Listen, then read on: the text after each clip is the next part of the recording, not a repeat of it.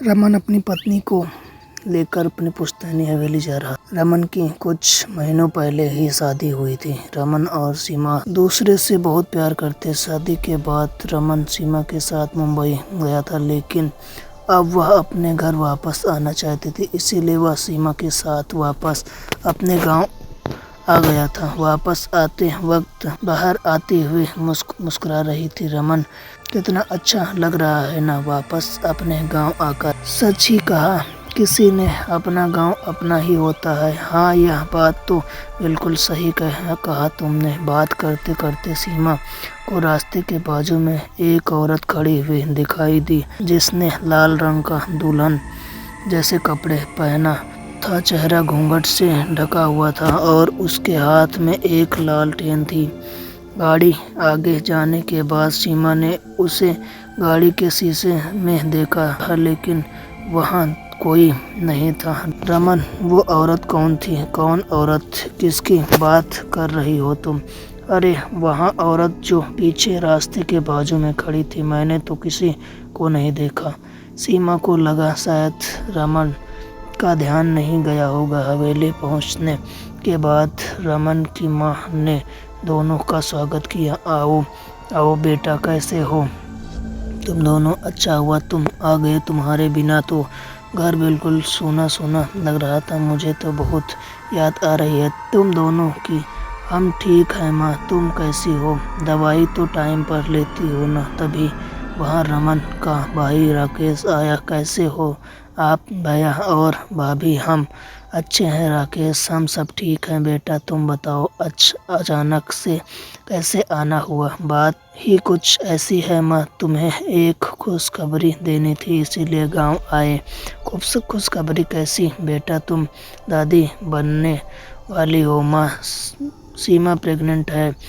यह खबर सुनकर कामिनी खुश हुई। उसने हाथ से सीमा की नज़र उतारी और उसे कमरे में जाकर आराम करने के लिए कहा। रमन और सीमा कमरे से चले गए। पीछे से कामिनी रमन और सीमा को कोसने लगी। यह एक बला क्या कम थी, अब दूसरा भी। इस रमन को ही रास्ते से हटाना मुश्किल था कि अब उसका बच्चा भी आ रहा है। रमन और उसके बच्चे का कुछ तो करना होगा माँ, नहीं तो हमारे हाथ से कुछ छूट जाएगा। करना तो होगा बेटा। इतने सालों से मैंने ये सारा राज अपने मन में दफन करके रखा है। इतने सालों से चुपचाप बैठी हुई, ऐसे कैसे सब कुछ अपने हाथ से जाने दूंगा? कामिनी आंखों में रमन के लिए नफरत साफ नजर आ रही थी। दरअसल कामिनी रमन की सौतेली माँ थी। रमन जब छोटा था तभी उसकी माँ गुजर गई थी। रमन के पिता ने अपनी पत्नी के गुजर जाने के बाद रमन की देखभाल के लिए उन्होंने दूसरी शादी कामिनी से कर ली। कामिनी को एक लड़का हुआ। उसके कुछ साल बाद रमन के पिता की भी मौत हो गई। कामिनी ने ही रमन को राकेश की देखभाल की, लेकिन कामिनी ने रमन को कभी अपना बेटा नहीं माना। वह हमेशा ही उससे नफरत करते थे। यह सबके सामने बस रमन से प्यार का दिखावा करती, और रमन इन सब बातों से अनजान था।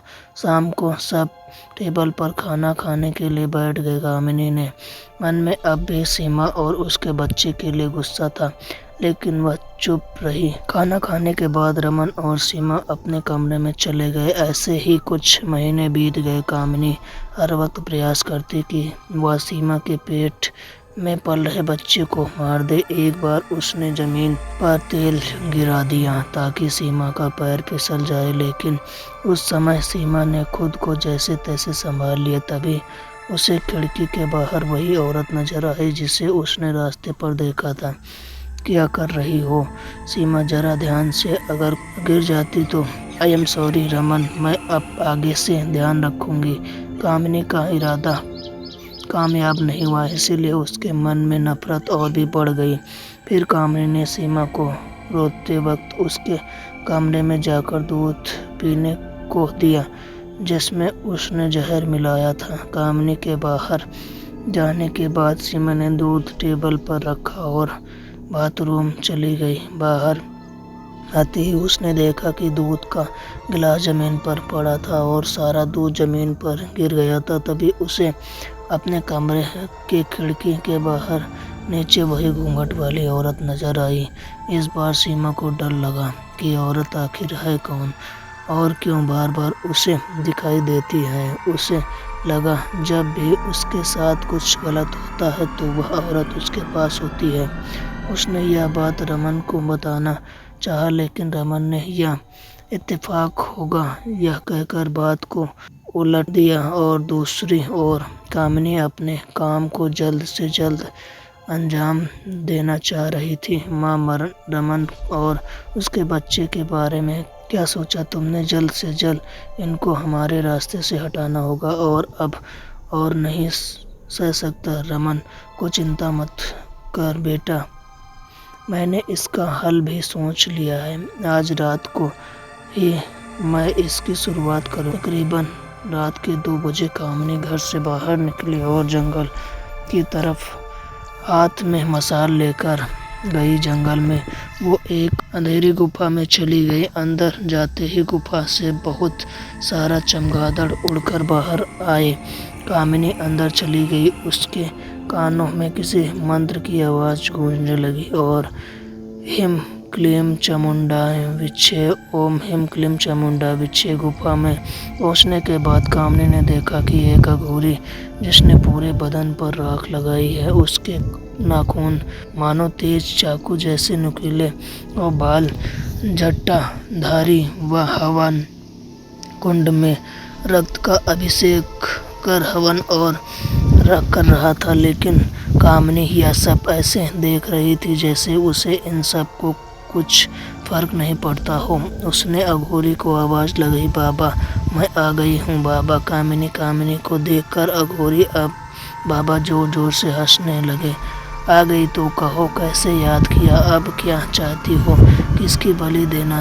कामिनी ने बाबा से कहा कि जिस मकसद के लिए उसने इतना बड़ा सब कुछ किया उसे पाने के लिए रास्ते में अब एक अड़चन आ गई है, सब उसे ही रास्ते से हटाना है। कामिनी ने बाबा को सारी बात बताई। कामिनी की बात सुनकर बाबा बोले, चिंता मत कर कामिनी, तेरी इच्छा भी अवश्य पूर्ण होगी। तुझे बस मैं जैसे कहता हूँ वैसा करना होगा। आप जो बोलोगे वह मैं करने के लिए तैयार हूँ बाबा। कामिनी को हवन कुंड के सामने बैठने को कहा और काले जादू का जागृत करने लगा।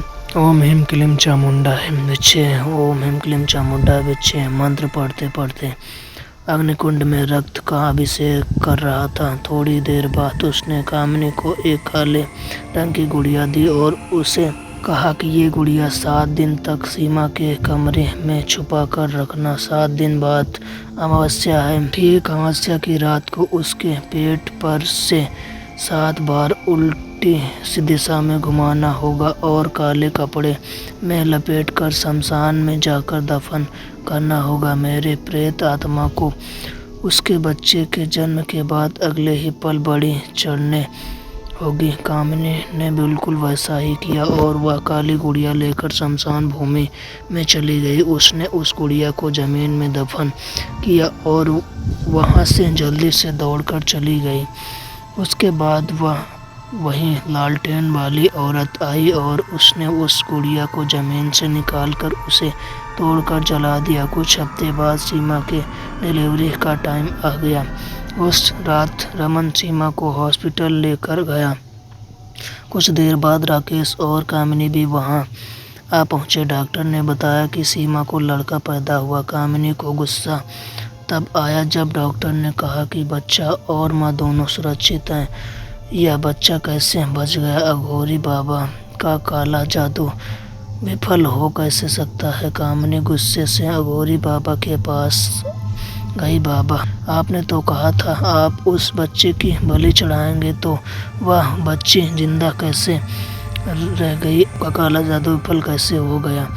विफल नहीं हुआ मेरा काला जादू, उसे विफल किया गया। किसी ने मेरे जादू को काट दिया, इसीलिए वह बच्चा अभी तक जिंदा है, तो अब मुझे क्या करना होगा?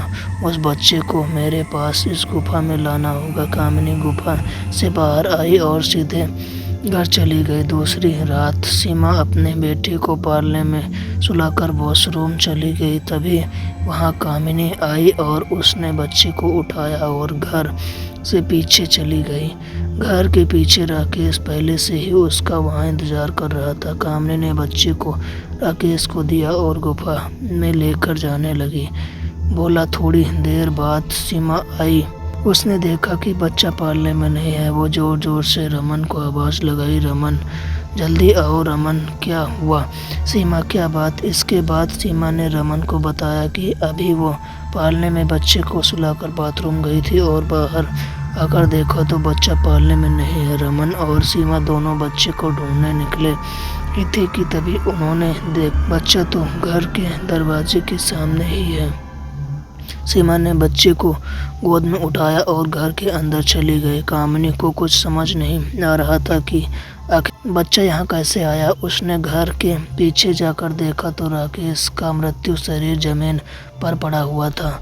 उसे देखकर कामिनी फूट फूट कर रोने लगी। अपने बेटे की मौत के लिए वह रमन और उसके बच्चे को जिम्मेदार ठहराने लगी। राकेश का अंतिम संस्कार किया उसने। कुछ दिन बाद कामिनी मौके का इंतजार में थी कि कब उसके बच्चे को मारने का मौका मिले। एक रात जब रमन और सीमा सो रहे थे, तभी कामिनी ने बच्चे को पालने से उठाया और घर के बाहर जाते वक्त उसका हाथ टेबल पर रखे कांच को लगा, जिससे वो टूटकर जमीन पर गिर गया। कामिनी तेज गति से गुफा की ओर जाने लगी।